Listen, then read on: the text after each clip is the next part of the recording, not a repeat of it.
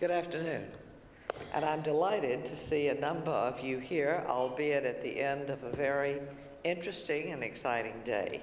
I think all of us who are following the environmental debates know that, in a sense, this is one of the most controversial areas that we can delve into.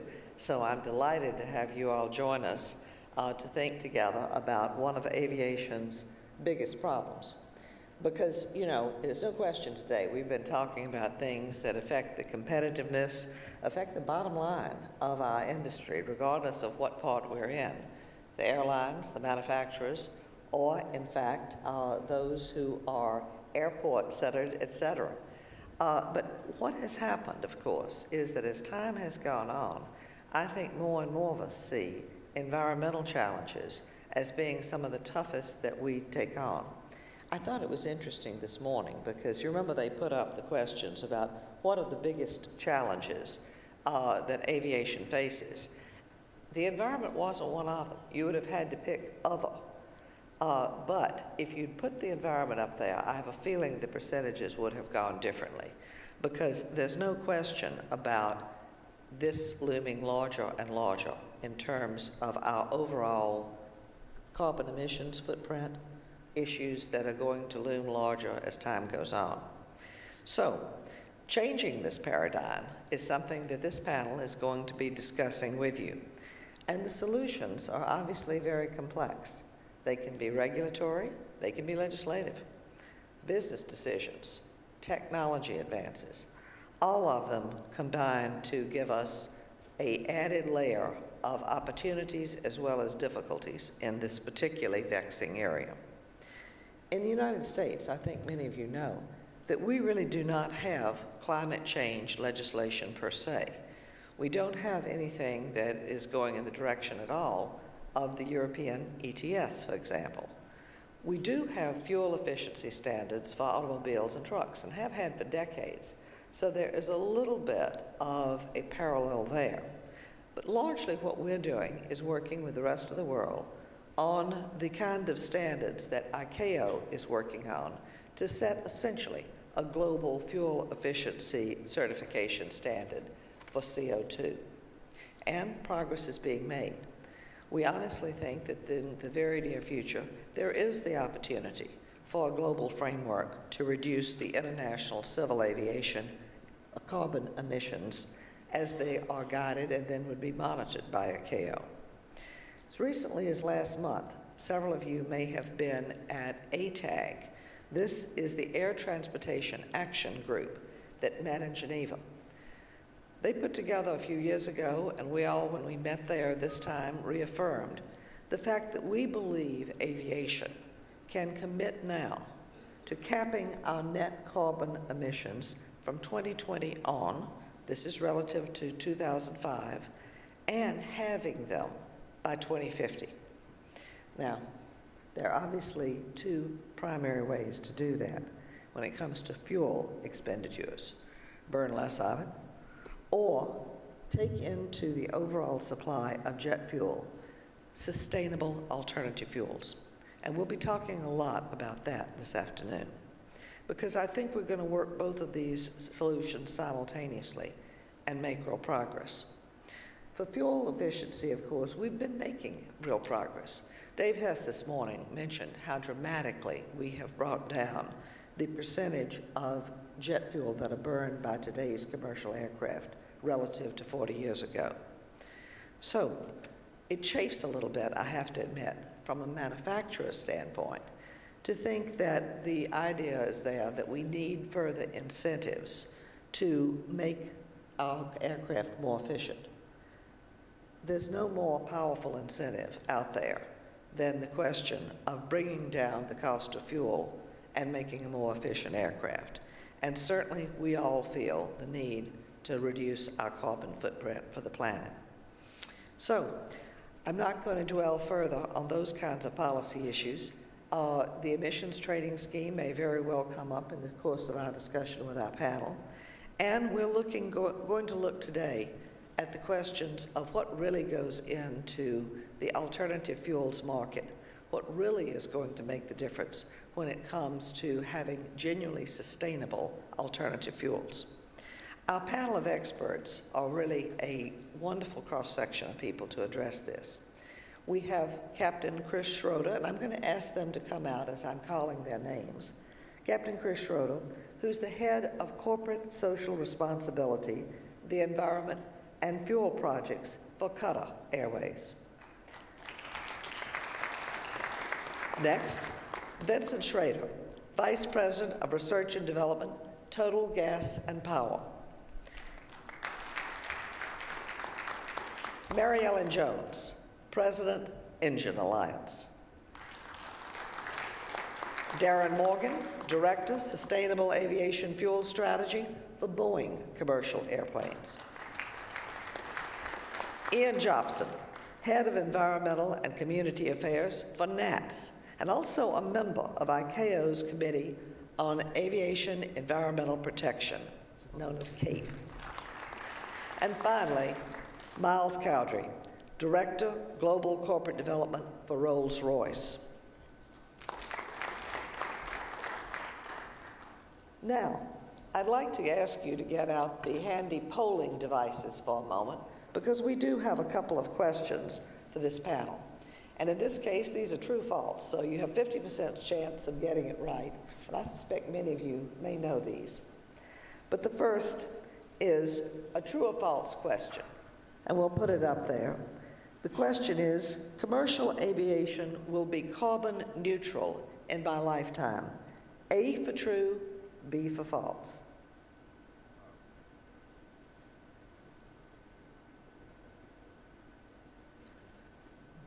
All right, let's see what our answers are here.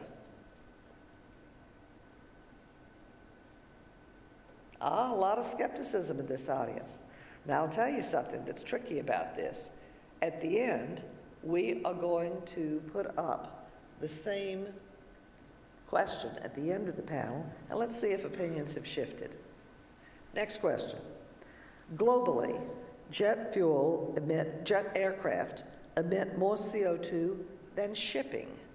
True or false? A, true, B for false.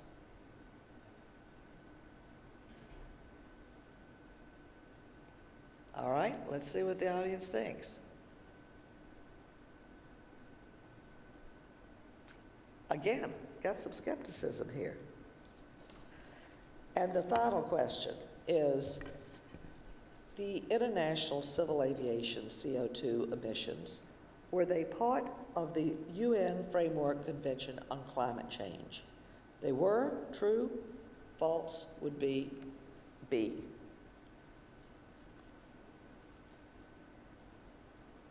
All right, answers please. Coming closer together on this. Very interesting, all right? We'll take this one at the end as well. Now, I'd like to turn first to Captain Chris Schroeder of Qatar, because I think it's very interesting to know what is going on in this region when it comes to alternative fuels for aviation, and what you also see, Chris, in terms of other airline initiatives that you see around the world. So may I turn to you for the first comments? Thank you very much, Mary. First of all, thank you for being on the panel. What's going on in the region, what are we doing in Qatar is very simple. As you know, Qatar is a gas-rich country. We've got the third largest natural gas reserves. And we have a fast expanding airline that grows at an unprecedented rate. So the concern of our CEO was obviously how can we make this growth and development of the airline sustainable? And it all comes down to energy security. For an airline, the fuel budget is on the average between 30 to 35, some airlines even 40% of their total budget. So it's the single largest cost item over which we don't have really fully control. So the idea was born back in 2008. Can we fly on natural gas? Can we replace half of the conventional crude oil-based fuel with natural gas and mix it and fly an airplane on it? So we have given birth to the 2008 to the GTL consortium, which included various national stakeholders, including Airbus and Shell, as well as Qatar Petroleum, and we started on the development of gas to liquid jet fuel.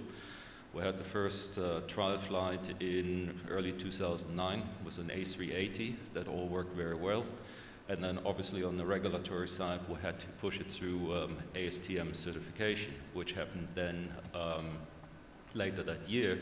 And 2 weeks later, we operated the first revenue flight, commercial flight, not the test flight, with all 4 engines powered on 50-50 mixed gas to liquid fuel as well as jet fuel.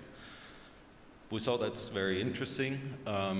It could give us, for the first time, a real alternative to oil-based jet fuel, and it worked, so it was an important stepping stone. We learned a lot of important lessons from it, but we said we're not going to stand still here. We go on. This is not the silver bullet. The silver bullet must be somewhere else. So we also started in 2009 to embark on a wide-ranging feasibility study on biofuels, because by that time no one could give us an answer. How much is biofuel for commercial aviation? Where can we buy it? Is it available? Is it feasible? And so forth. So since there were no answers out there, we decided we're going to find the answers ourselves, and we embarked on this very comprehensive feasibility study.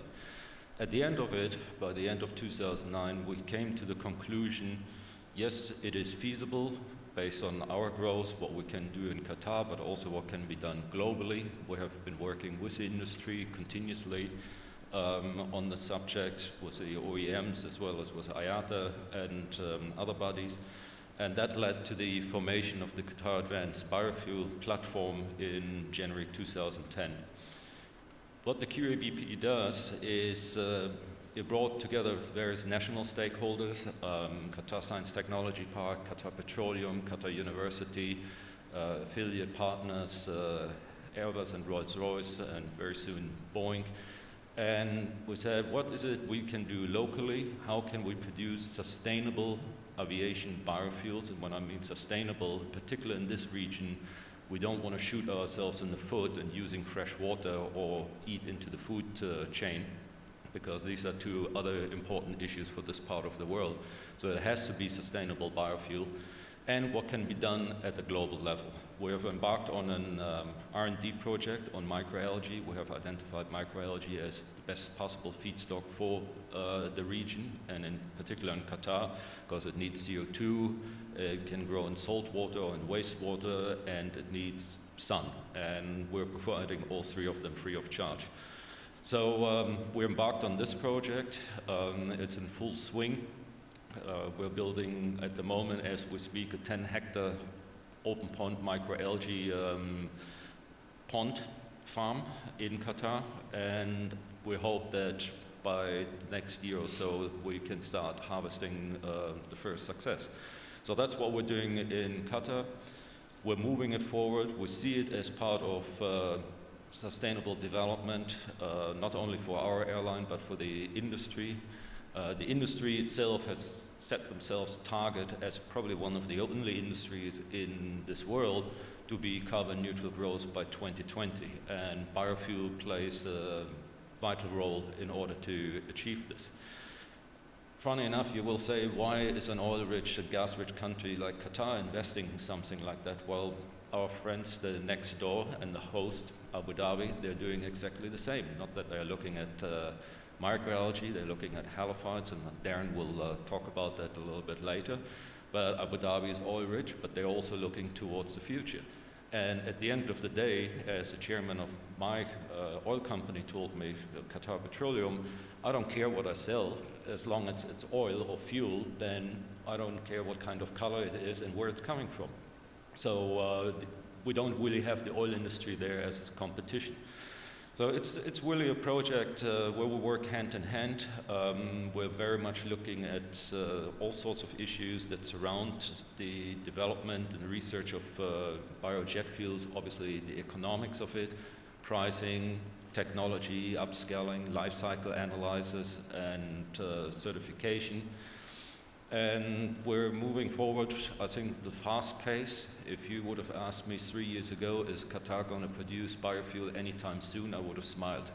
If you ask me now, I can say, yes, next year you will have the first couple drums made in Qatar. And then we're moving this project forward, but we're also looking at the global level, because obviously it doesn't help us much to have just that fuel available ex-Qatar. So we're looking at other projects with other companies, utilizing different sustainable feedstocks to produce fuel elsewhere, let it be in Brazil, let it be in North America or in Africa or so forth. So we see it as really an integral part now of our sustainable growth and development program in Qatar Airways between now and 2020 and beyond. So this is where we're heading to. Great. Vincent, I'm going to turn to you now because, of course, Total represents a more traditional oil and gas company. So how do you see this from the perspective of those who've been in it a long time? I'm not sure I'm comfortable with the traditional guy's hat, but I'll try. So actually, Total is indeed a traditional player in the jet fuel arena.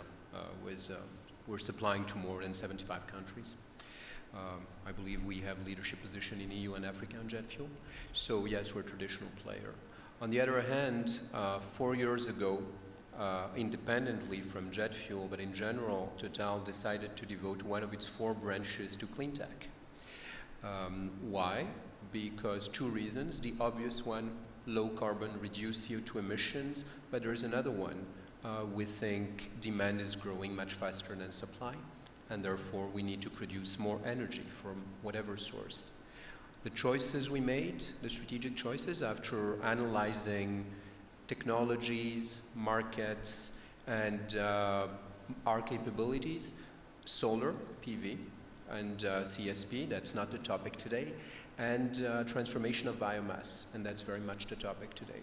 So on this, we made 2 other choices on how to go about developing those technologies. The goal is to have sustainable industrial routes, meaning profitable with volumes that matter. So the 2 choices were that we would be integrated along the value chain, and in biomass that means from feedstock to the molecule that we sell.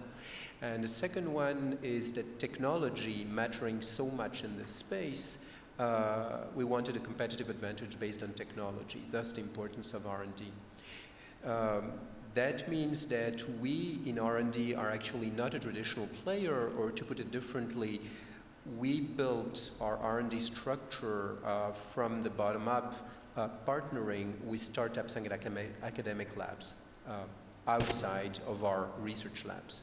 So for instance, on biofuels, one of our main partners is Amaris in California, and their technology is synthetic biology. They modify genetically yeast to do chemistry for them, and to transform sugars into diesel or jet fuel. Now you'll notice I didn't say oil, I didn't say vegetable oil, I said sugar. So it's actually a different value chain than the one that people traditionally think of.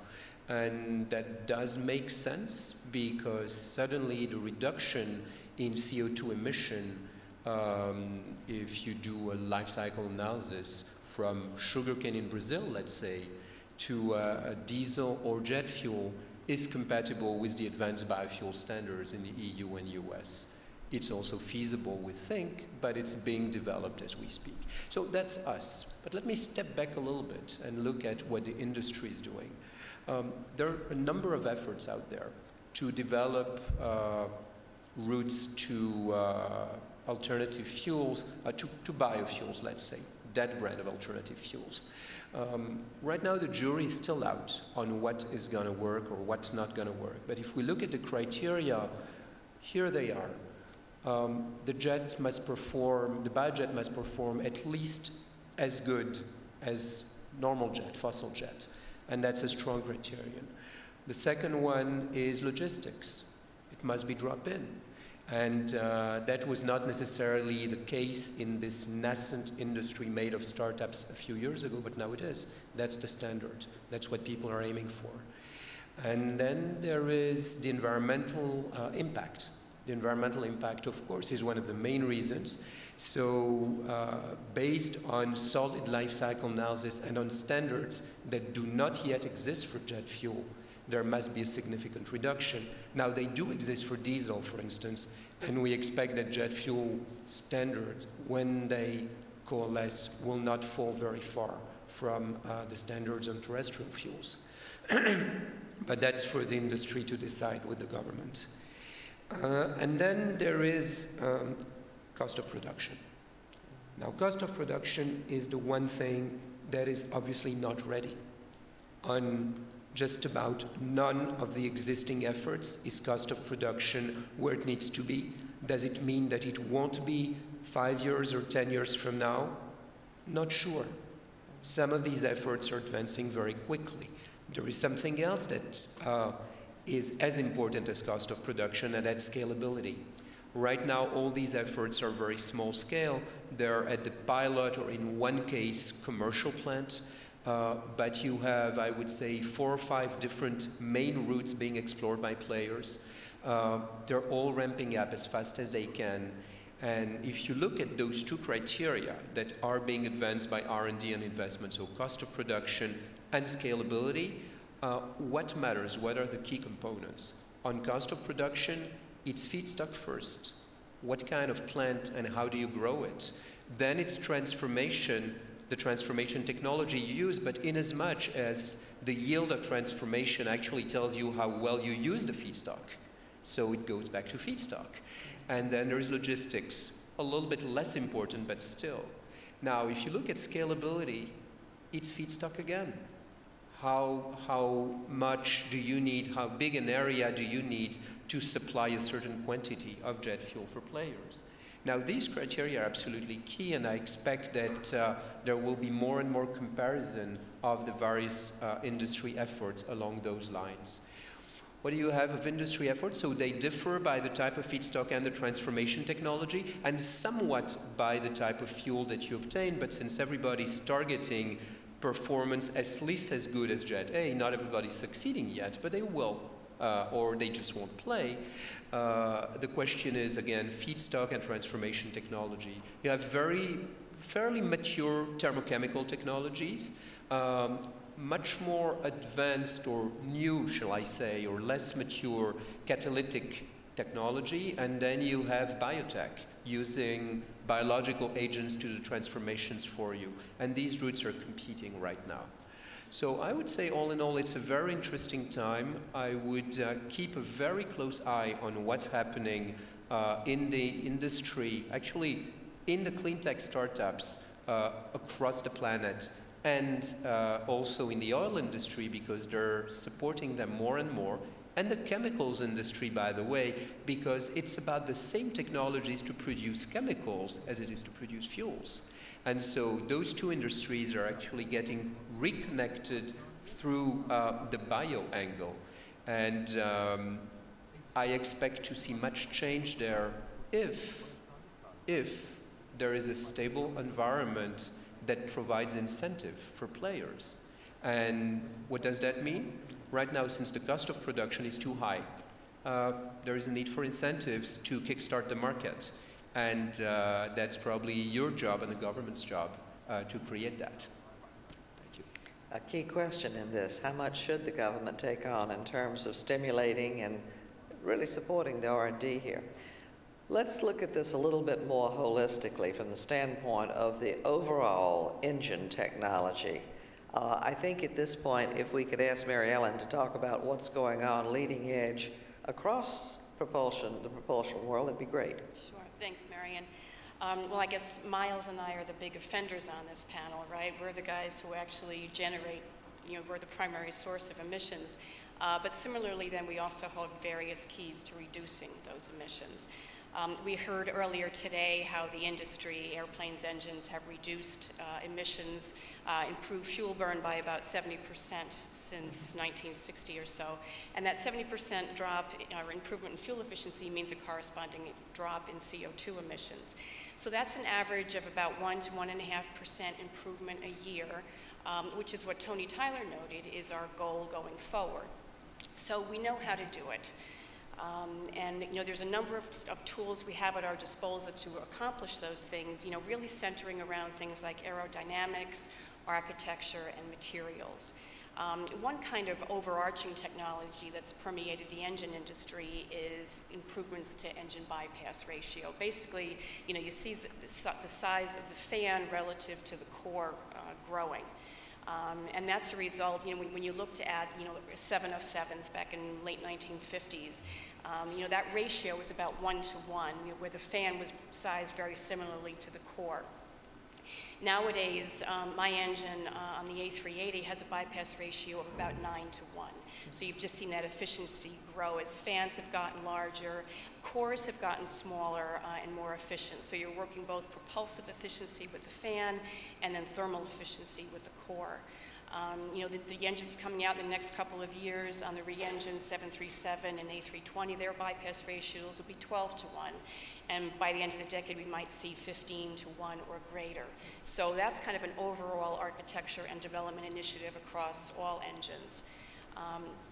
And then, more specific innovations that we see on things like the 787 with composite fuselages, geared fan architecture, use of ceramic matrix composites and other exotic materials. All of those things have combined and will continue to combine to show steady improvements. There are some views that we're only about halfway to our theoretical limits of fuel efficiency. So as much as we've done, we've got that much more yet to do. And there's a number of technologies, of course, that are out there that are not quite ready for prime time. Things like open rotor, where you've got quite a vast fan size, which promises outstanding fuel performance, but then it brings corresponding trades and things like noise. And as we heard, with Frankfurt banning night flights, noise is an environmental element in its own right and one that has to be considered. We've also seen various concepts, drawings of airplanes with engines kind of embedded in the airplanes, which is kind of a cool look and a cool technology. Now that brings great benefit in areas like weight and noise, but then it poses some drag and noise, and then it poses challenges with weight and lift. So more learning, more time, more investment is needed to bring those technologies to fruition. But those and others show promise to just kind of keep the trajectory going. But there is another element that's been added in recent years to all of this, and that is the fuel part of things.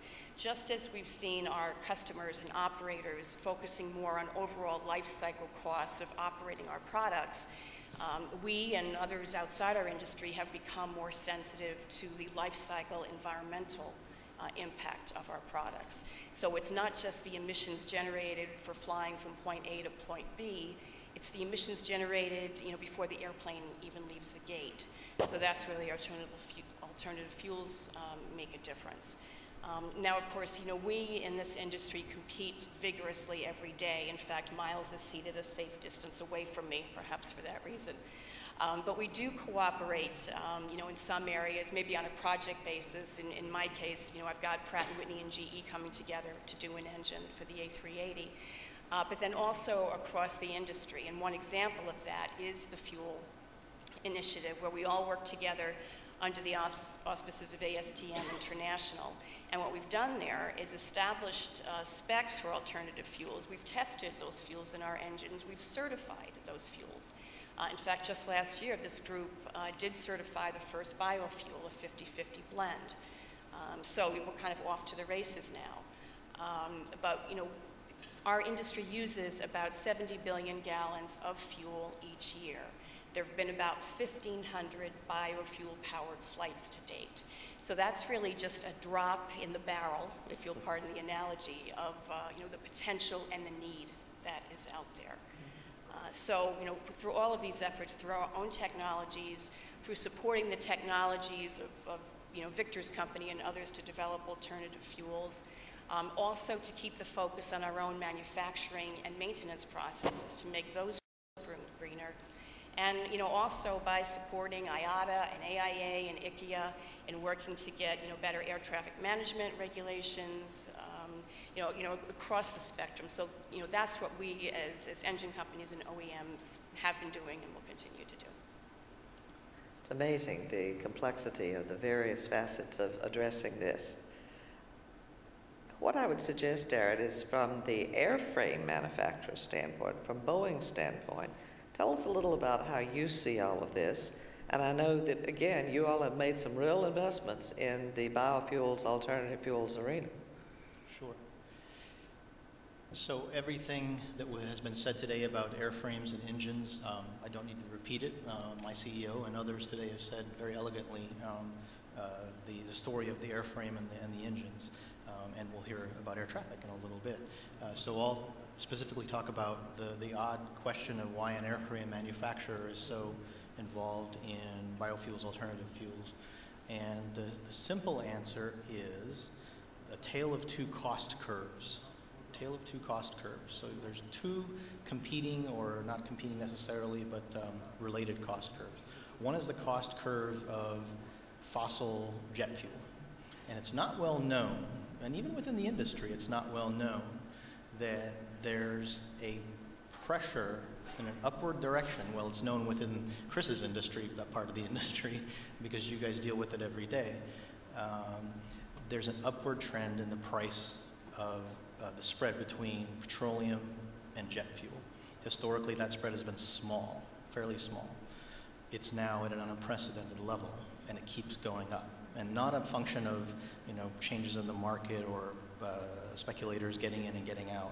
There's fundamental shifts going on. It has to do with two things that are both related. One is the fact that the incremental barrel of crude oil, the new crudes coming on, increasingly are heavy crudes from sources like shale in the US or tar sands in Canada, and shale is other places as well. The reality of those types of crudes, from an energy supply perspective, good that we have them. However, the cost to get those types of crudes to market is fundamentally much higher than the price of the crude that comes out of this part of the world, for instance. It is 3 or 4 times higher. The cost of extracting the fuel, or the oil, is much more expensive. So essentially what we're walking into, not just aviation, but everybody that's using liquid hydrocarbons, is an increasing price floor based on the increased cost of getting crude into the market. So that's a big factor in our future. So when we look out 30, 40 years on our planning horizons, which we do, this is a macro trend that we as a manufacturer pay a lot of attention to. However, there's another piece to this side of the cost curve, tale of crude cost curves, and that's that, unfortunately, those types of crudes that I just spoke of tend to make less jet fuel, or putting it another way, folks like Vincent have a harder time, or Vincent's colleagues in the petroleum side of his business, have a harder time turning those crudes into jet fuel. So I'm not going to name names, but I'll give you a very specific example of something that we see as a storm cloud on the horizon. Maybe not everywhere and not equally all over the world, but certainly it's a trend that is not a good trend for aviation. We have a customer, all-Boeing customer, a very good one in a part of the world where their refiner, that is the only refiner in their region for over 1,000 kilometers, switched over from using light sweet crudes, where they had historically pulled from for many decades, to using heavy crudes. And they got out of the jet fuel business. And our customer is having to rail in jet fuel somewhere in the neighborhood of $20 to $30 per barrel for every barrel they pay, just for the transport cost, to get it from a port that's a long ways away.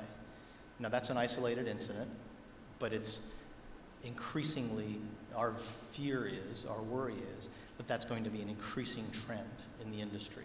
Now, obviously, we're sitting in a part of the world where we're in a big exception to that trend, but eventually, this is where it's going to go, in our view. And so we've got both the cost basis of petroleum fundamentally shifting up because of the kinds of petroleum that are out there. Not a peak oil argument. This has not anything to do with peak oil. It just has to do with the types of crudes that are coming online. And then on top of that, there are more people exiting the jet fuel business than are entering the jet fuel business.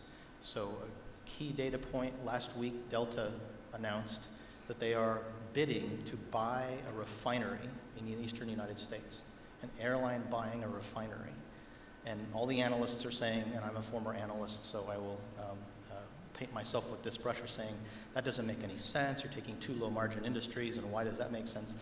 Well, from a cash flow, profit and loss statement, analytical point of view, it's a big question mark, but my sense is that folks at Delta, and there are other airlines that are looking at these sorts of things, are looking at those same storm clouds that we're looking at as a manufacturer and saying, the option value of me being able to have some more control over my energy future is a huge potential option. In other words, risk mitigator. And even though the cash flow statement on that particular investment may not make sense near term, doing some real options analysis or something like this, it probably does make a lot of sense for these guys. And in fact, they're going to make a bid for this refinery. That's just one example. There are other airlines and parents that are doing similar things, especially in the biofuel space. This is the one cost curve. So that's a decreasing supply, not necessarily a peak oil argument, but just the kinds of fuels that are coming on and the kinds of oils chasing a higher cost curve, upward trend. The other cost curve is a good cost curve, the cost curve we want, and that's renewables. So renewables inexorably go down. They are going down. We've seen it in this industry just in the past couple of years that we've all been working on this. Prices have gone down for both the processing technology and the biomass, and that's because of emerging technology. There is a major project here in the UAE based on halophytes, plants that can metabolize salt water in the desert using desert land. So it turns the argument of food competition and land use competition on its head and mitigates the water use issues. And interesting trivia, the technology that we are working on, Boeing, Etihad, Masdar Institute, and Honeywell here at the Sustainable Bioenergy Research Center, it's similar to what QSTP is doing at Qatar. The technology for halophyte plant types was actually initially pioneered in something called the Arid Lands Research Center, and you're sitting on that facility, Saadiyat Island. It was done in the 1970s, and the initial intellectual capital developed for this technology that we're working on with Masdar, Etihad, and Honeywell came from the UAE through this Arid Lands Research Center. It was a project I was personally involved with Sheikh Zayed. So it's as a very specific example of the types of emerging technology, that's one, and it happens to come from right here on Saadiyat Island in the UAE. But there are many, many, many others, and that's the cost curve that we like. We see a lot of money going into this space. It's not a question of if biofuels are going to happen. Data point, there's about 20 billion gallons of biofuels already being produced in the world. So yes, there's only been 1,500 jet fuel flights, but the reality is there's 20 billion gallons. That's what, 20 over 70. That's a significant proportion of jet fuel demand. The question is, how much is aviation going to take an active part in directing as much of that as makes sense to direct towards our supply chain to mitigate these big macro price risks, cost risks?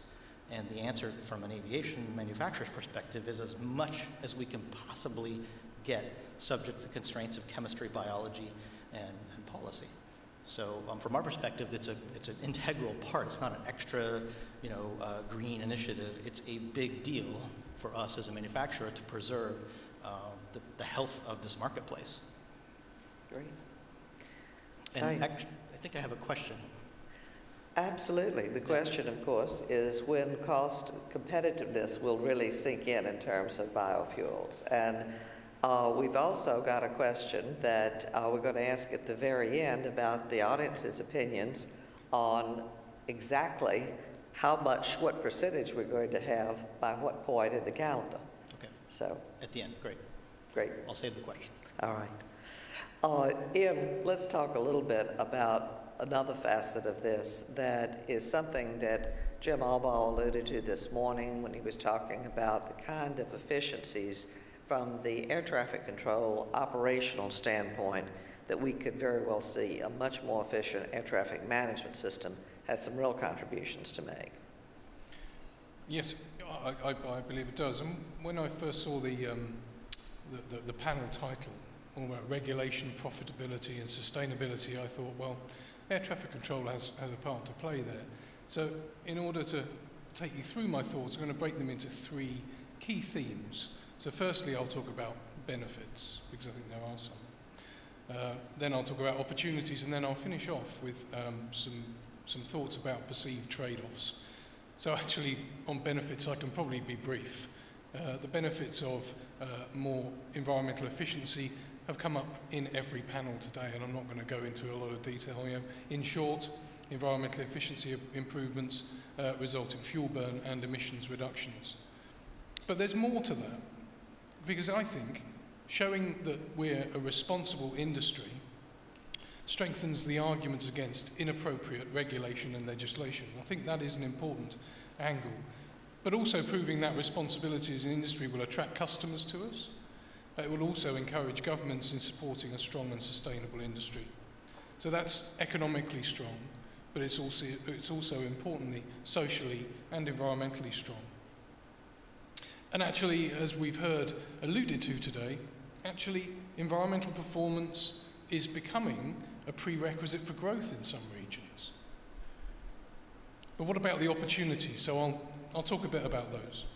As we've heard from my colleagues on the panel and a number of times today, developing environmental solutions in aviation can take a long time. You know, we've been working on biofuels, better engines, better airframes for many decades now, and we're seeing progress. But new aircraft and engine technology in particular takes a long time to deliver, and in an industry where margins are notoriously tight, actually investing in those new solutions can take time. So here I'll move on to the opportunity that I see. So in air traffic management, the improvements in environmental efficiency and fuel burn efficiency can be delivered along much shorter time frames, and actually potentially less investment. So I see this in particular in this region, in Abu Dhabi, in the United Arab Emirates. I see, as with the dramatic growth that your aviation sector is facing, I think this is an even bigger opportunity for this region to deliver short-term benefits while we're waiting for the longer-term benefits from new airframes to be inserted into the fleet.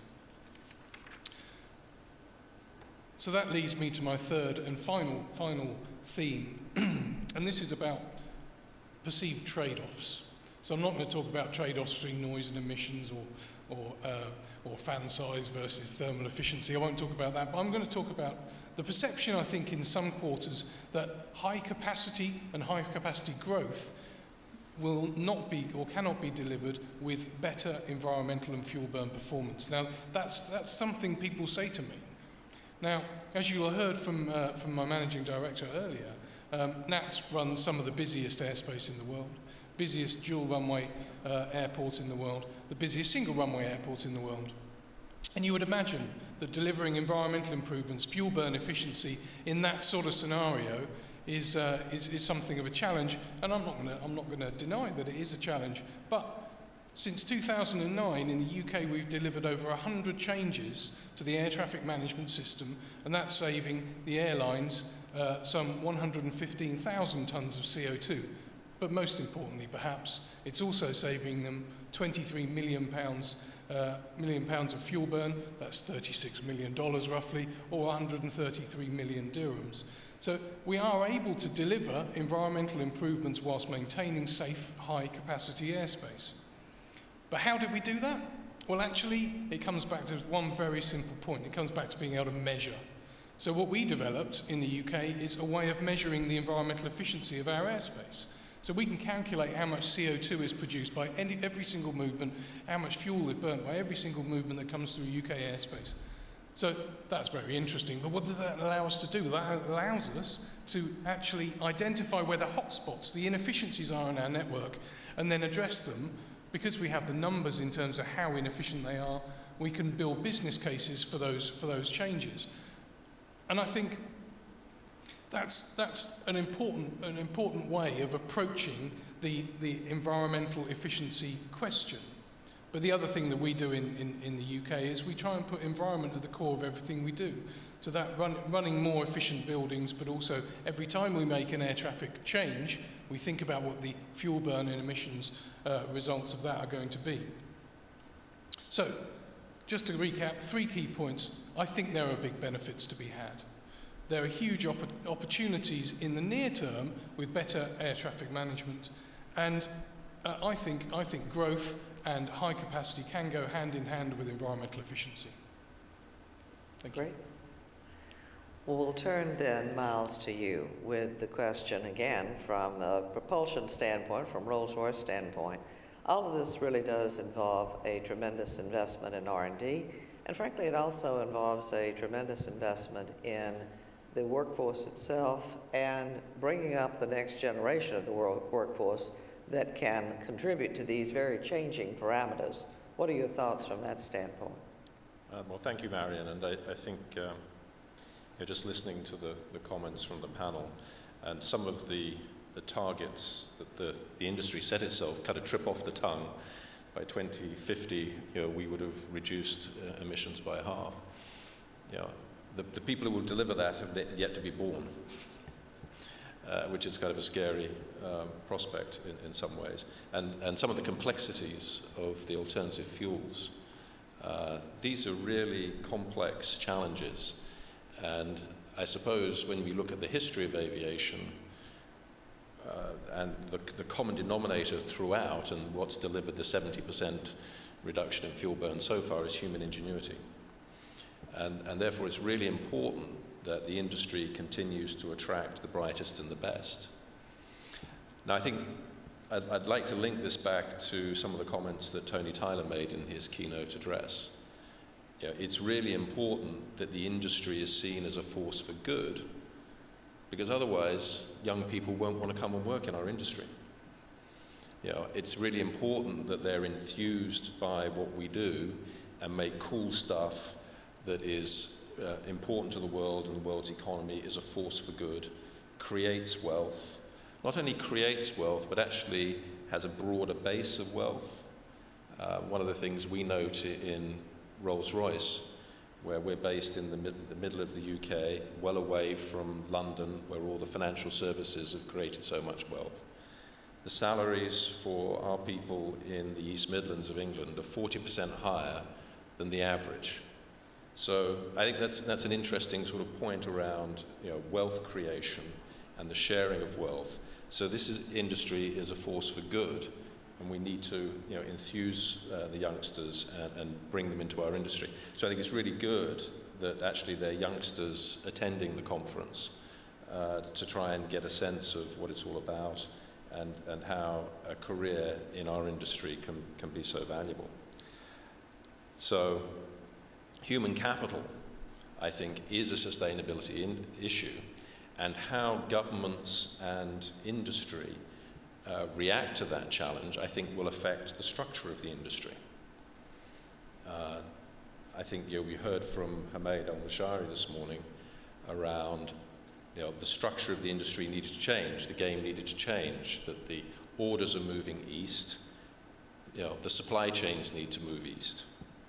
And that's very true, and there's a competition for supply chains.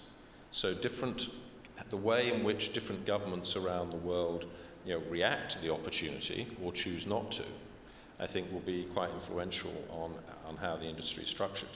There's been a lot of introspection in the UK around the need for a more balanced economy, and suddenly in the UK we're starting to talk about the need for manufacturing and how important that is, and that how every dollar of manufacturing income will generate services income as well. And the same is happening indeed in the US. But that's been well understood to the east. If you look at South Korea, post-war, one of the poorest countries in the world, today one of the richest. And how have they achieved that? It's actually through a real focus on investment-led manufacturing economy underpinned by really strong skills. So my thesis is that human capital is what will underpin and deliver on these really complex challenges that the panel have been talking about. And I think there are perhaps, to try and say, well, how are we going to go about that? My model would say there are sort of three things that need to be right. Firstly, there needs to be vision from government to build a balanced economy and recognize the importance of having a skilled workforce. And I've given the South Korean example, but equally that would be true of Singapore. And I think here in Abu Dhabi and the UAE, there's a recognition that human capital is a really significant challenge. So vision from government to build that skilled workforce. It needs engagement from industry, I think, to communicate to the youngsters about, let's say, the cool things that we do and why a career in engineering and technology, whether in aviation or otherwise, would be rewarding, and the importance of science and technology and learning those subjects at school. So that's one of the reasons why we at Rolls-Royce have actually been shifting what we do in terms of sponsoring activities here in the Middle East, and have been working with secondary schools to promote science and the teaching of science in school. And I think that is, again, about creating that excitement. So engagement between industry and educationalists, and engagement between industry and government, explaining the importance of balanced economies and the value of high value-added manufacturing. The third piece of my model is really recognition, that the people who teach science in schools need to be recognized for the importance of what they do. So one of the things that Rolls-Royce has done in the UK, for instance, is sponsor something we call the Science Prize, which is not about the achievements of the kids, although we're delighted with what they achieve. It's actually about recognizing the teachers, whether it's at primary schools or secondary schools, as to the importance of what they're doing about creating the next generation of scientists and engineers that are going to solve these really challenging problems that we have. So that's my thesis, to underpin these very challenging targets that we've set ourselves, and the history would suggest that we can deliver, but we're only going to deliver it if we have the right human capital and that we get the educational systems right and the government support and the industry engagement right to make this work.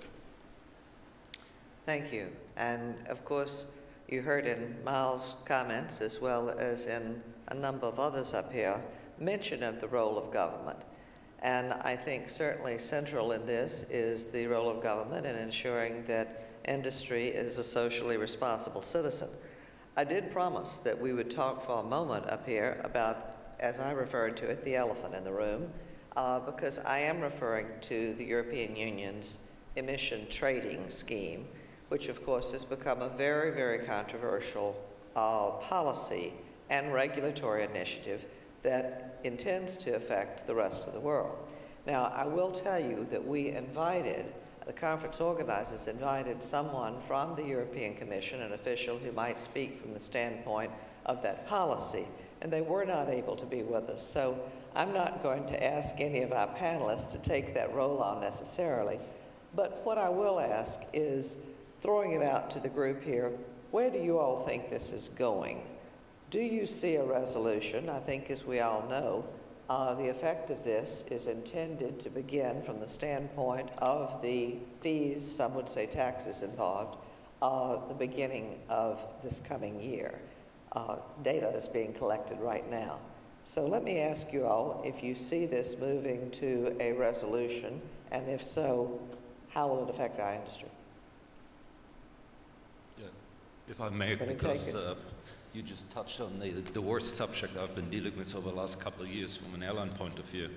And unfortunately, the lady from the European Union is not here. She probably saw my name and decided to stay away because they don't like to hear what I have to say. Otherwise, I would explain to her what airline business is all about, because I think the politicians in Brussels lost the plot. An airline is not in the business of burning fuel. The airline is in the business of transporting people and goods as safe and efficient from A to B, and burning fuel is a necessity. For the last 60 years, we had no other source than crude oil to deliver jet fuel. We cannot fly on solar power, we cannot fly on electromotors, we cannot fly on wind power, and so forth. And before this will come, it will take another 50 years or so.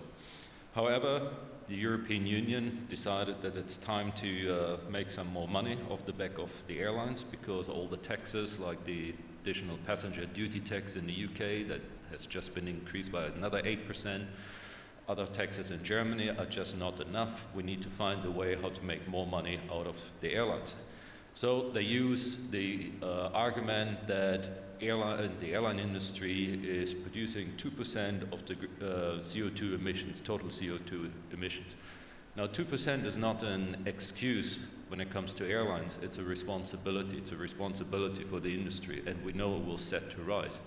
But we're probably also one of the only industries out there that have continuous efficiency improvements. Because if we don't, we will see more and more airlines exiting the market. Fuel cost, as I mentioned earlier, is the bottom line of the airline. If we cannot contain that, we're going out of business because we're not going to make any money. Now, what the European Union came up with in a considerably short time, I think it took them about 4 years in order to pull this scam off and include aviation into ETS, whereas for the last 12 years they talk about single European sky, which could bring an 8 to 12% improvement of fuel efficiency. They enforce it on airlines around the world that fly to and from the European Union. So now I'm asking myself, sitting here in Qatar and our friends in the UAE, we're flying from here up to Europe, we're crossing each other's airspace, we're crossing Saudi Arabia, Iraq, Turkey, and so forth. And really the last 20% of the portion of the flight is over European Union territory. Hence, we actually should only pay what we emit in the European airspace. Okay, I know emissions don't have boundaries, but if you look at it from the legal point of view, that's it. So as far as we're concerned, as a non-EU carrier, it's a unilateral measure that really interferes with the sovereignty of our airspace. We're not alone. A lot of other countries see it like that, who are even more vocal than us, like the United States, like China, like India, and so forth. And we truly believe that the European Union has gone a step too far. And they use the argument that they had to do something because ICAO, the specialized UN organization that deals with international aviation, is not fast enough. Well, it was the European Union back in 1998 that shot down the proposal in ICAO to come up with a global scheme for aviation. That's one fact. Now the European Union moves ahead, it takes its unilateral measures, extraterritorial measures, and keeps blaming ICAO they're not doing anything. However, now they have maneuvered themselves in total mess, and now they look towards ICAO in order to bail them out. The airline industry, through IATA, through ATAC, but also working with ICAO, has always accepted the responsibility of our emissions and said we're working on it. Let it be noise, let it be CO2 and other greenhouse gas emissions. But we said this needs to be done through ICAO, because ICAO has a mandate from the UNFCCC to deal with emissions from international aviation and not the European Union. So we're all supporting it. The industry, IATA, ATAC, has a 4-pillar strategy. As I mentioned earlier, biofuels plays a vital part in order to achieve carbon neutral growth by 2020, and we'll work on it. It's not enough for the European Union, simply because no EU member state is under the obligation to spend the money they earn out of the EU ETS on any kind of emissions reductions project in their country or elsewhere. It's a suggestion. The EU directive, I think, used a very vague word. They should consider, they should, and that's about it. Ask the UK government, how much did they spend on emissions reduction projects out of the additional passenger duty? 0. So the same is going to happen with the emissions trading scheme. And here we have a paradox situation. Aviation industry, airlines want to have biofuels, sustainable biofuels. As Vincent mentioned, the demand will outstrip the supply anytime soon. The price will go through the roof, so we need alternatives, alternatives that are environmentally friendly. And we have producers that come up with technologies and so forth that actually could deliver. What we're not having is framework regulation, failure of the governments, and funding. And that's a very paradox thing, because we have possible suppliers that need funding in order to upscale, and we have the demand on the other side, which are the airlines. And in the middle, we have a vacuum. And that led us in Qatar Airways to thinking, and Darren just mentioned Delta, and we said, well, maybe we'll have to change our business model here. Maybe we'll have to conduct business in a different way than we've done it over the last, well, Qatar Airways is only 14 years, but other airlines are older, 60 years or so forth, have done so far. Maybe we should, as an airline, grab the opportunity, or airline industry as such, and move from fuel taker to fuel maker, and with that ensure energy security for us in the future. When it comes to the EU ETS, as I said, it takes much needed funds away from airlines that are already cash strapped. A lot of airlines fight even to be compliant with the EU ETS. The way it was transposed into national legislation was completely unharmonized, so you have different legislation in UK as well as Germany and so forth. So I think we have reached a point where a lot of countries don't want to play ball anymore, and the only way out would be to find the solution through ICAO, and the EU would abandon the inclusion of aviation. That's the only solution I could see. Well, Chris certainly made an eloquent covering of the landscape there. So rather than ask everyone to pile on, because I do know that there's a lot of sentiment behind this, I'd simply make the comment that ICAO is making real progress. As some of you may be aware, they are actually moving to a genuine CO2 standard that will be the basis for this, and both the airframe as well as the propulsion manufacturers have been working very hard on this. So there's real progress there, which is not a small thing. Let me move to a different topic, if I might, for a moment, because we hear the comment here from time to time about noise. Some of you who have been in environmental discussions of a decade ago will recall that noise used to be the elephant in the room. At this point, however, we're all focused on emissions, and I'd be interested to know, in particular, I know that you've worked on those issues with CAEP and elsewhere, whether you see the noise issues coming back at us or not. Yes. Yes, sorry, I was waiting for my microphone to come on. Yes, absolutely. Certainly, noise. You know, I mentioned earlier on this idea of prerequisites for growth, and noise is becoming a real choker to growth, certainly in Europe and I'm sure in other areas of the world, and we hear that at ICAO's Committee on Aviation and Environment Protection. I think in terms of noise, we need to be a bit more innovative in how we manage it. So something that we're working with our airlines in the UK on, along with our airports, is trying to find ways of managing the noise impact on communities.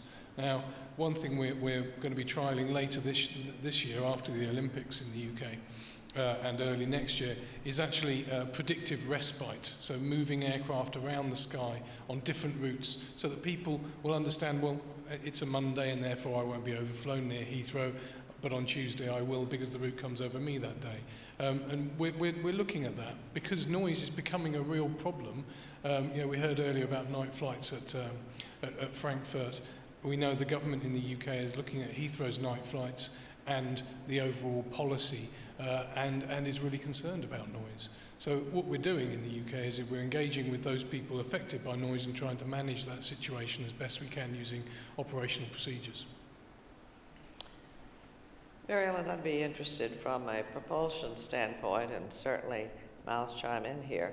Do you see, as technology advances, any competition or divergence between trying to bring down our emissions and also trying to bring noise into a smaller and smaller footprint? Do the two coexist well? Well, so far, yes. You know, when Airbus introduced the A380, a key requirement was that it meet QC1 noise requirements. That was a customer demand. So at that stage of the game, both Rolls and the EA had to redesign our fans, make them larger to accommodate that requirement. As we look at newer engine technology coming into the single aisle space in the next few years, we have been focusing mostly on the fuel efficiency and the carbon emissions because that's kind of the environmental issue du jour. But along with that does come a significant drop in noise as well. It just doesn't get as much play, I guess, as it used to. Now, going forward, I mentioned open rotors, so that does bring a challenge for noise with it, and that's one reason that it's not quite ready for prime time, is that it's doubtful that even though you could get this great fuel burn and CO2 benefit, having to make that trade for noise probably isn't going to be acceptable. So we do have to make sure we figure out how to let those technologies coexist.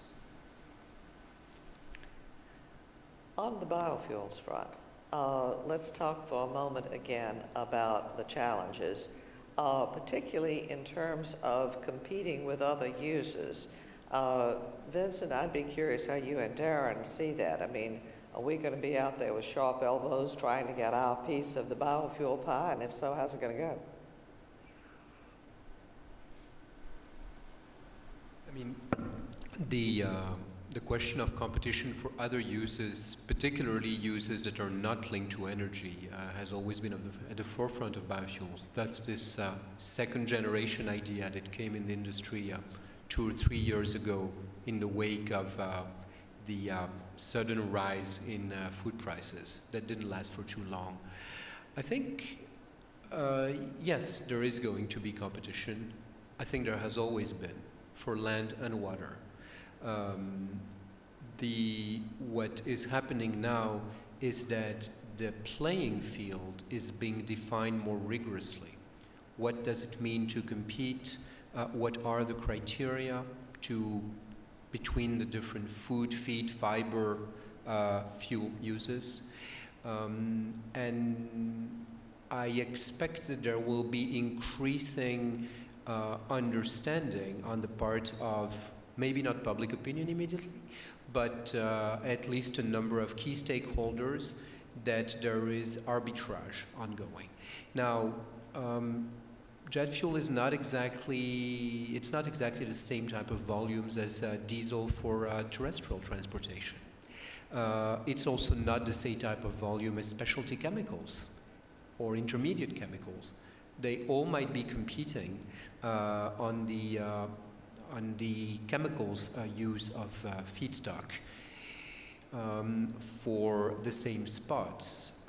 What R&D again is helping the day here. My colleague mentioned algae. The value proposition of algae is that you might be able to produce more within a lesser area, right? It's not really mature yet, so that value proposition has not materialized, but that's the whole hope. The other hope being that it displaces the environmental issue, right? Lignocelluloses. Deconstructing lignocelluloses, that is the non-edible part of plants, to produce useful fuels and chemicals with it. That again is a promise. That's the so-called second generation I was mentioning in the beginning. That again has not yet panned out. And again, more R&D for it to pan out. So yes, there is a number of mitigating strategies for this competition. I don't believe that there is going to be a situation where there is no competition, because at the end of the day, land is land and water is water. I think there's two dimensions to the concept of competition that we're sort of touching on. One is end users competing for that food, fiber, fuel product, and then the other is competition for what land is doing. And on the end user piece, essentially what's going on in biofuels is it's a growing pie. There's more technology going into doing things on arid land, non-arable land. A, it's environmentally more responsible, but B, it's cheaper. Well, arable land is expensive, so that's expanding. What's going on are folks like Vincent and others are looking at the business case and very wisely, correctly, seeing multitudes of products that they can produce. Jet fuel All we want is jet fuel to have its fair share of that product stream. And fair, meaning do we have policy access to it? You know, are there incentives in the industry right now? For instance, the mandates and incentives for biofuels, mostly, almost exclusively, with some changes emerging in the U.S., particularly, very importantly, and maybe some in the EU. But all those mandates are pointed to ground transport. And so what's happening is all the biofuels, the vast majority of them are going to ground transport, not because people don't want it to be to aviation, but because when the policies got created, nobody thought aviation could use this stuff. So the competition issue is really, I think, less significant than it sounds like when you talk about it as sharp elbows between end users, because it's actually more synergistic. The more people are chasing biochemicals, the more jet fuel is going to fall out of the equation, and that's good for us. So what we want to do is help Vincent to increase the case for his portfolio that might be jet fuel, using policy mechanisms and technology development as much as we can. If he can make 2% jet fuel instead of 1%, we win, right? But nobody has any illusions that I know of, and I think Chris will echo this sentiment very well on algae, that all the biofuels should be jet fuel or even fuels. It's not that simple, and nor do we think it is. Just 3 small additional points. There's already 2 reasons why we would like to do jet fuel more than, let's say, chemicals or diesel for ground transportation. One of them is the substitution equation. When you look at biofuels in the long run, it's clear that it's going to be hard to have electrical planes. And the substitution game for light transport on ground is unclear. There might be, if the storage technology push continues, there might be electric cars or other alternatives. For jet, no. The second thing is the enthusiasm of the industry. You're actually, the way, from what I see, you're actually the most enthusiastic industry that we see in this space. In terms of pushing the development of alternative solutions. But then again, you don't have mandates. Right. You know, it is interesting because the enthusiasm of industry has grown exponentially as I think experiences like Qatar and others are having indicates that the biofuels equation is going to be more and more a part of the solution for all of us when we're looking at trying to bring down the overall CO2 impact of our industry. A few years ago, I think we accounted more of it to technological developments that we've experienced over time, as well as air traffic control measures, which I think most people still see as being somewhere between 12 and 15% of the solution once you get to full implementation of systems like NextGen, Cesar, Carrots in Japan, et cetera. But that does take technology both in the cockpit and in the systems themselves. And biofuels, as we are now looking at it, really can help close that gap. We sometimes feel like this rush for market measures on the part of the EU, for example, is really getting in front of what could be largely the solution if we can just give ourselves a little bit more time in terms of the technological developments. A couple of other questions and then we'll wrap up here. From the standpoint of the way these kinds of things develop, public acceptance, I sense that from the standpoint of things like fuel technology, biofuels, engine innovation, we're seeing nothing but public applause. Is that correct? Largely? Good. No one out there saying we don't like the smell of cooking oil coming out of the back end of a Qantas aircraft then so far. That's great. It's not quite the same thing when it gets to air traffic control. And Ian, maybe you can touch on this and others. In the United States, as much as we'd like to see the kinds of changes that Tony was mentioning this morning, get the most out of the aircraft's current technology That means using procedures, much more focused approach in arrivals, et cetera, much more precision-based. That also concentrates noise. Are you all seeing that there's pushback from the standpoint of doing things that really will reduce emissions, but there are few people who are going to be more affected? It's a very, very thorny issue, and it's absolutely correct that there will be, if we deploy the changes that we're looking to deploy through CESAR and NextGen and other programs, then some of those changes might have disproportionate effects on particular communities. And you know, using performance-based navigation to fly aircraft on much more accurate routes is a very good example.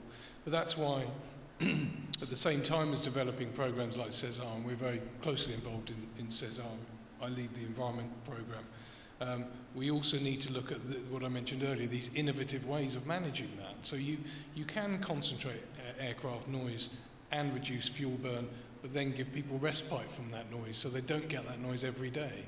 So you need to think a little bit innovatively about how you deploy these things so we can try and deliver the emissions benefits and potentially noise benefits, but it's a really tough nut to crack. Well, I'll tell you, at this point, I'd like to go back to our questions and answers from the audience, unless there's anything that I'll ask our panelists that we feel we should have touched on we haven't. Anything from anyone's standpoint? All right, well, let's see if this discussion has changed people's approach in terms of the questions that we had up.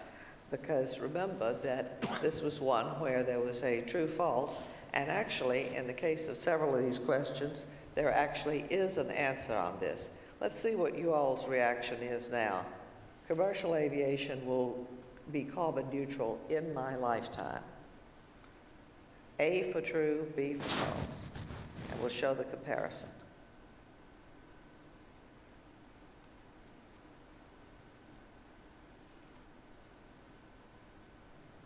Let's see, there we are. We're still running with most people of the view that this is going to be tough to do. I will say this, that there is, I said there was a actual yes, no, true, false. What we have is the industry's commitment to do this by 2020. And I think looking around at this audience in the room, I think most of us are going to be alive in 2020. So we'll put it up there, but it looks as though at this point, the reactions have changed only slightly on that one. Let's go to the next question if we could. Globally, jet aircraft emit more CO2 than shipping. True or false? A, true, B, false.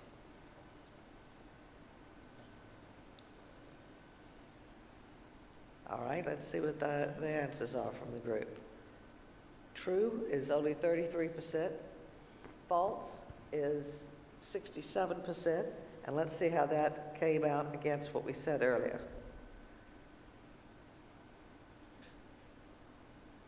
The answer is false on this one, and you see that we did advance a bit on that front. So we have the 2% was brought out here on the panel. Shipping, in fact, is about 4% of global CO2 emissions. All right, and our third question. International civil aviation CO2 emissions are part of the UN Framework Convention on Climate Change. True or false?